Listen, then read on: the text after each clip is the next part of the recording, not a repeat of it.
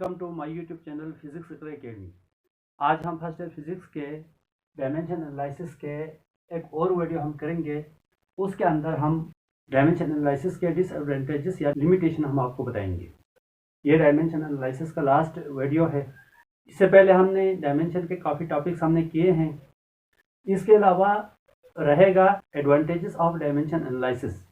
अगर पेपर में आता है डायमेंशन एनालिसिस के एडवांटेजेस, तो जो हमने एप्लीकेशन लिखा था, जैसा कि पहला एप्लीकेशन हमने लिखा था, किसी पॉसिबल फार्मूले को डिराइव करता है, होमोजेनिटी चेक करता है और यूनिट की कन्वर्जन करता है। ये 3 पॉइंट आप एडवांटेजेस ऑफ डायमेंशन एनालिसिस के अंदर भी लिख सकते हैं। यानी कि एप्लीकेशंस के 3 पॉइंट्स एडवांटेजेस के तौर पे भी आप लिख सकते हैं, तो उसको दोबारा करने की ज़रूरत नहीं है। ये लास्ट हमारा टॉपिक होगा। ये लास्ट टॉपिक है डिसएडवांटेजेस ऑफ डायमेंशन एनालिसिस, तो इसको आपने समझना है। डायमेंशन एनालिसिस के जो डिसएडवांटेजेस है, तकरीबन जितने भी टॉपिक आप पढ़ चुके हैं उस हिसाब से आपको खुद पता होना चाहिए।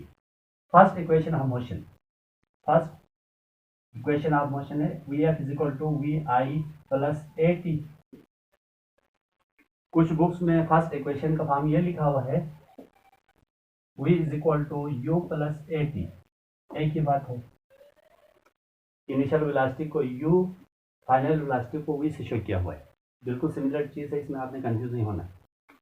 अब देखिए इसका डायमेंशन क्या होगा। इसका डायमेंशन आप निकालेंगे तो Vf का डायमेंशन होगा m0 L1 T-1, ये डायमेंशन होगा। इनका डायमेंशन हम निकाल चुके हैं पहले। First equation, second equation, third equation का हमने डायमेंशन निकाल लिया है, निकाल चुके हैं, इसलिए मैं इसका डायरेक्ट में लिखूंगा। तो राइट साइड का भी डायमेंशन यही आया था, यानी कि m⁻1 L⁻1 T⁻⁻1, यानी कि दोनों साइड का डायमेंशन फार्मूला यही आया था। अब देखिए m दोनों साइड पे 0 है, L दोनों साइड पे 1 है, T दोनों साइड पे -1 है, तो ये फार्मूला डायमेंशनली करेक्ट है। अगर इस फार्मूले के अंदर तो यूं भी लिख सकते हैं Vf = Vi प्लस 3AT। तो कोई कांस्टेंट वैल्यू पुट करें हम, या 1/3 या 1/2 या यहाँ पे 2i, अगर आप पुट करेंगे तो इसका मतलब क्या है, ये फिजिकली तो रॉन्ग है। ये फार्मूला इस वक्त फिजिकली रॉन्ग है, लेकिन डायमेंशनली फिर भी करेक्ट है। देखें ये फिजिकली भी करेक्ट है, फिजिकली एंड डायमेंशनली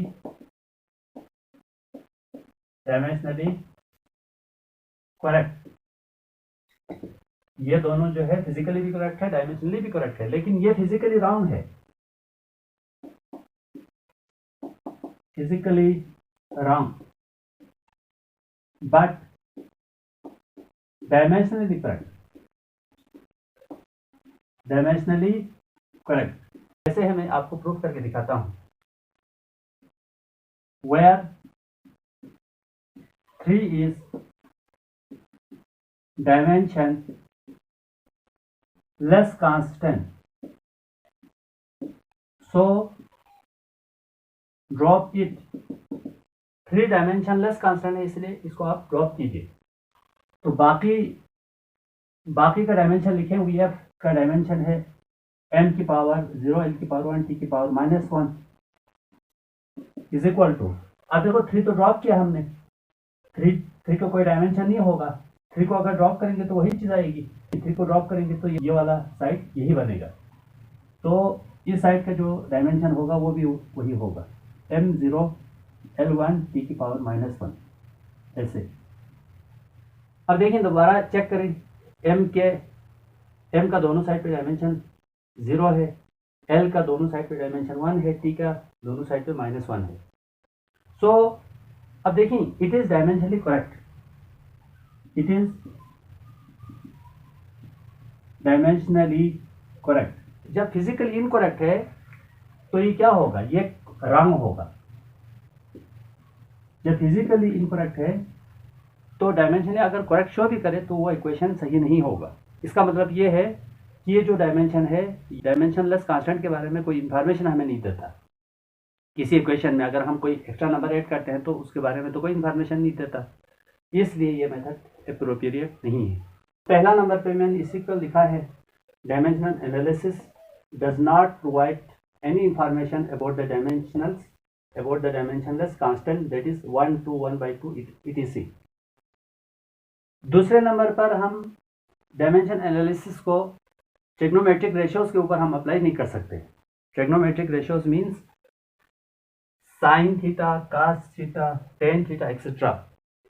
अगर किसी फार्मूले में ट्रिग्नोमेट्रिक रेशियोज आता है तो ये फार्मूले को डिराइव नहीं कर सकता। नेक्स्ट हमारे पास ये जो डायमेंशन एनालिसिस है, हमें ये नहीं पता चलता है कि ये फिजिकल क्वांटिटी जो है स्केलर है या वेक्टर है, यानी कि वेक्टर और स्केलर का हमें ये इंफॉर्मेशन नहीं दे सकता, इसलिए एक डिसएडवांटेज हुआ। इसी तरह logarithm function, log function, exponential function पे भी हम इसको अप्लाई नहीं कर सकते। जितने भी डायमेंशनल एनालिसिस के जो वीडियोस हमने अपलोड की है उनको आपने केयरफुली वॉच करनी है। वीडियोस आपने डेली देखनी है और वीडियोस को शुरू से एंड तक पूरी देखनी है। ये नहीं है कि आपने 3 मिनट आपने वीडियो वॉच कर लिया, 2 मिनट वॉच कर ली, 1 मिनट वॉच कर ली, 5 मिनट कर ली, स्किप किया, नहीं। अगर आपने कॉन्सेप्ट को क्लियर करना है तो वीडियोस स्टार्ट से एंड तक तवज्जो के साथ आपने पूरी वॉच करनी है। न सिर्फ एक दफ़ा वॉच करनी, बल्कि 2 से 3 दफ़ा रिपीट करके आपने वॉच करनी है। कॉन्सेप्ट मुश्किल है, आप इसको बार बार सुनेंगे तो फिर आपको क्या होगा, आपको याद होगा, फ़ायदा आपका है। फिजिक्स इकरा एकेडमी के चैनल पर 9 से लेकर 2nd ईयर तक फिजिक्स के एक्सरसाइज, न्यूमेरिकल्स और टॉपिक के आपको नोट्स प्लस लेक्चर मिलेंगे। 9 और 10 लेवल पर आपको नेशनल बुक फाउंडेशन और पंजाब टेक्स्ट बुक बोर्ड दोनों की जो कंसेप्चुअल और न्यूमेरिकल क्वेश्चंस के वीडियोस मिलेंगे। अभी फ़िलहाल टॉपिक अभी मैंने डालना स्टार्ट नहीं किए है, स्टेप बाय स्टेप हम टॉपिक भी अपलोड करना स्टार्ट करेंगे। लेकिन फर्स्ट ईयर 2nd ईयर में जो कंसेप्चुअल क्वेश्चन है फिजिक्स के, वो तमाम का तमाम अपलोड हो चुकी हैं वीडियोस। न्यूमेरिकल तकरीबन 50% मैंने कर लिया है, बाकी इंशाल्लाह मैं करूँगा, स्टेप बाय स्टेप हम कर रहे हैं। फर्स्ट ईयर 2nd ईयर के टॉपिक भी मैं डाल रहा हूँ। फर्स्ट ईयर के 2 चैप्टर के टॉपिक्स की वीडियोस मैंने अपलोड की है, 2nd ईयर के 2 चैप्टर की वीडियोस मैंने अपलोड कर ली है। सर्चिंग का मसला आ रहा था तो मैंने प्लेलिस्ट बनाना स्टार्ट कर लिया है, तकरीबन 10-12 प्लेलिस्ट मैंने बना लिया है। मज़ीद में डेली के हिसाब से मैं बना रहा हूँ। तो आप जब भी आपने वीडियो सर्च करनी है तो यूट्यूब के सर्च बॉक्स में आपने वही मुतल्लिका टॉपिक, वही न्यूमेरिकल क्वेश्चन नंबर या प्रॉब्लम नंबर आप लिख कर लास्ट में फिजिक्स इकरा एकेडमी लिखेंगे तो आपको सर्च होगा। लेकिन अक्सर स्टूडेंट को ऐसा नहीं कर सकते हैं, तो आप ऐसा करें, फिजिक्स इकरा एकेडमी के चैनल पे आप जाएं, जाके होम पेज पे जाएं। जाने के बाद या तो वीडियोस को क्लिक करें, वीडियोस को क्लिक करके स्क्रॉल डाउन करें तो आपको नीचे आएंगे तो आपको वीडियोस मिलेंगी। लेकिन अगर उसे भी आपको प्रॉब्लम होता है तो आप प्लेलिस्ट के ऑप्शन में जाएं।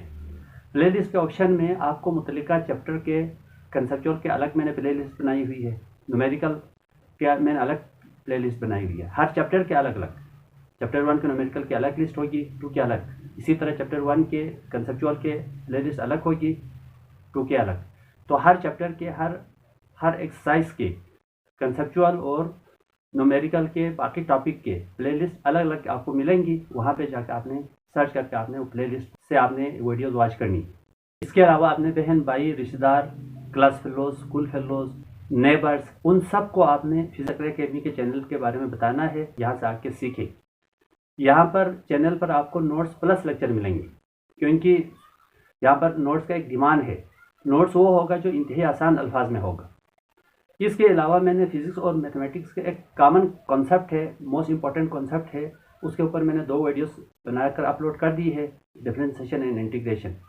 तो मेरा सजेशन है, चाहे मेडिकल का स्टूडेंट हो, चाहे ICS हो, चाहे इंजीनियरिंग हो, तमाम फर्स्ट ईयर और 2nd ईयर के जो स्टूडेंट ने उन दोनों वीडियोज़ को अच्छी तरह से वॉच करनी है, क्योंकि फिजिक्स के अंदर डिफरेंशिएशन को हम इस्तेमाल कर रहे हैं। 2nd ईयर के फिजिक्स में हम डिफरेंशिएशन को प्रॉपर हम इस्तेमाल कर रहे हैं, जबकि इंटीग्रेशन को हम इनडायरेक्टली यूज़ कर रहे हैं। जैसा कि हमने फर्स्ट ईयर फिजिक्स में work done by variable force निकाला था, उसका जो लास्ट ऑप्शन क्या था, जो ग्राफ को छोटे छोटे पार्ट में हमने डिवाइड करके n नंबर ऑफ स्टेप में हमने डिवाइड करके हमने वर्क डन निकाला था, वो क्या था, वो एक इंटीग्रेशन का एक फॉर्म है।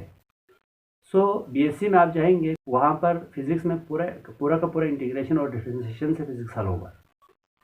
तो मैथमेटिक्स में भी इम्पोर्टेंट है ये डिफरेंशिएशन इंटीग्रेशन।